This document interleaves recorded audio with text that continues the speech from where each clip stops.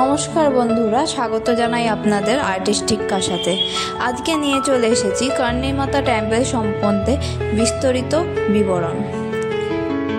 বিকানের থেকে 30 কিলোমিটার দূরে দেশনোক নামক শহরে অবস্থিত এই কর্ণীমাতা টেম্পল, যা কিনা ইঁদুর টেম্পল বা চুহা টেম্পল নামে পরিচিত। এই মন্দিরে রয়েছে প্রায় 25,000-এরও বেশি ইঁদুর, আর এই ইঁদুরের পিছনে রয়েছে কর্ণীমাতার এক ইতিহাস।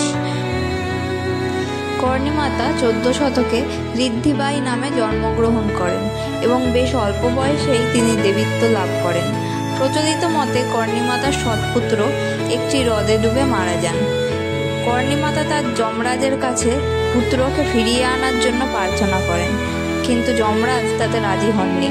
তখন কর্ণীমাতা ক্ষোভে যমকে বলেন তার গ্রামের সমস্ত বংশধরেরা মৃত্যুর পর ইঁদুর রূপে এই মন্দিরে ফিরে আসবেন এবং এই ইঁদুররাও কর্ণীমাতার সঙ্গে মন্দিরে পূজিত হবেন। এই মন্দিরে এই ইঁদুরেরা কিন্তু কর্ণীমাতার শিশু বা সন্তান হিসেবে পূজিত হন।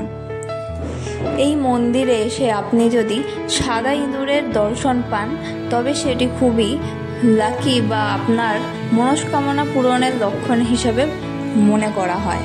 তাই অবশ্যই এখানে এসে সাদা ইঁদুরের খোঁজ অবশ্যই করবেন। মন্দির ভোর 4টে থেকে রাত 10টা পর্যন্ত খোলা থাকে এবং এই মন্দিরে পুজো দেওয়ার জন্য আপনারা মন্দিরের বাইরেই বহু দোকান পেয়ে যাবেন, যেখানে কিনা আপনারা মায়ের জন্য এবং এই ইঁদুরদের জন্য এবং পায়রাদের জন্য প্রসাদ পেয়ে যাবেন। মন্দিরে হাঁটা চলার সময় একটুখানি সাবধানতা অবলম্বন করবেন, কারণ এখানে ইঁদুরদের গায়ে পা পড়লে বা কোনো কারণে আপনার পায়ে পড়ে যদি ইঁদুরদের মৃত্যু হয়, তবে এই মন্দিরে আপনাদের সোনা বা রূপোর ইঁদুর বানিয়ে দিতে হবে। এই মন্দিরে আসতে আপনারা বিকানের থেকে দেশনোকের ট্রেন ধরতে পারেন। দেশনোক স্টেশন থেকে পায়ে হাঁটা পথেই রয়েছে এই মন্দির।